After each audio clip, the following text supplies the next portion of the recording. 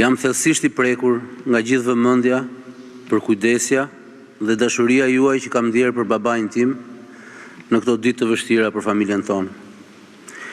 Ju jam mirënjohës për fjalët e ndjera, mesazhet e panumërta, telefonatat nga të katërt anët të botës në nderim të tij. Në emër të familjes, ju shpreh mirënjohje shqiptarëve ku do ndodhen, në Shqipëri, Kosovë, Maqedoni, Malinezi dhe diasporë.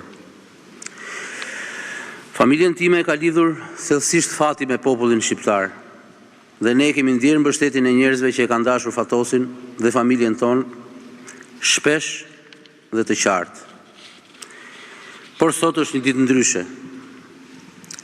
Sot Fatos Nano, babai, bashkëshorti, gjyshi, daja, miku, lideri, ikën nga kjo botë, por vetëm fizikisht. Imat ishte I pari që më foli për demokracinë. I pari që nuk e kishte frikë humbjen, sepse ai ishte një kalorës, dhe më dha mësim me forcën e shëmbullit.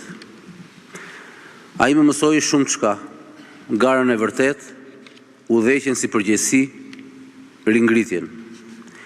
Ai ishte njeriu shumë dimensional, që më foli për socialdemokracinë, për ekonominë e tregut, për Shqipërinë Europiane, për distancimin nga Afrika, sepse ai e donte lirinë si frym, jo si slogan.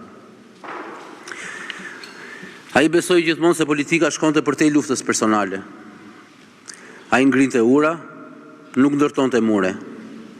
Ai mbodhi ide, kulturë dhe qytetari. Ishte I butë dhe hokatar, tolerant me gjithëkënd që mendonte ndryshe, briljant në argument, I ashpër dhe I drejtë kur kërkoi vendim dhe kurajo. Sot I them lamtumir Timeti dhe faleminderit për trashëgiminë e vyer që na la. Faleminderit kampion për guximin, për kulturën, për qytetarinë, për batutat, për kokëforcinë dhe për zemrën. Për lirinë që na mësove ta mbrojmë, brenda dhe jashtë vetes. Ne do të të kujtojmë si baba, si shok, si burr I rrallë shteti që vuri atë dheun përpara vetvetes.